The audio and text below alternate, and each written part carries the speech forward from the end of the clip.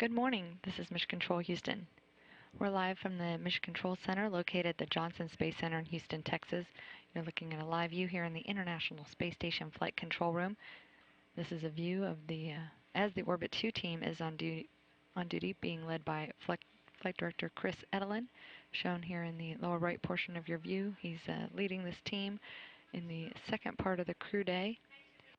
About 25 different flight controllers here supporting the vehicle itself as well as the on-orbit crew and the operations.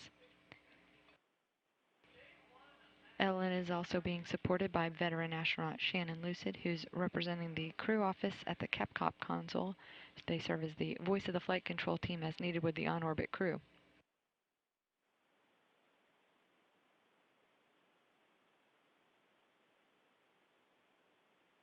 All the activities are going smoothly here in the control center. The vehicle itself performing well and on a northeasterly track. It's just made its way over Iran and traveling now over Uzbekistan. It'll continue on a northeasterly track, making its way over Kazakhstan and the border of Mongolia and Russia.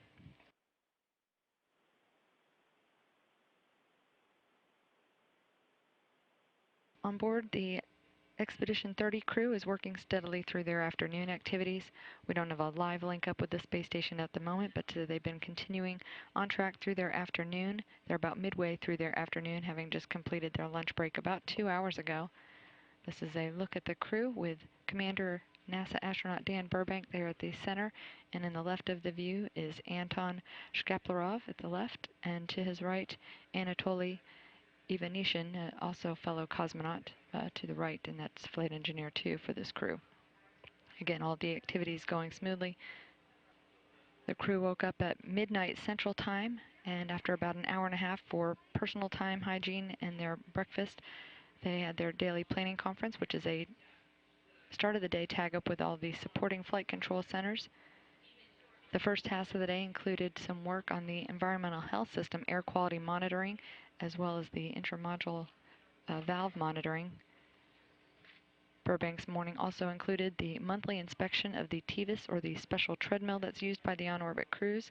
He also did some computer work in the Columbus module and performed a ham radio event with students in Japan. After their morning activities, again, they had a midday meal.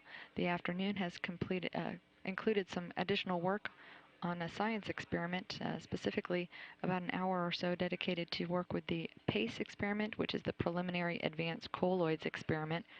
We have some video of Dan Burbank working on that experiment we'll play for you later this hour. He also performed an analysis on a sample from the Total Organic Carbon Analyzer known as TOCA and the water recovery system, and also performed part of his exercise sessions using the resistive exercise device. His cosmonaut counterparts also worked on medical officer proficiency training, as well as their exercise sessions, and a swap out of the photo TV camcorders on board. The crew also joined for audio conference with the Expedition 30 counterparts who are now in Baikonur.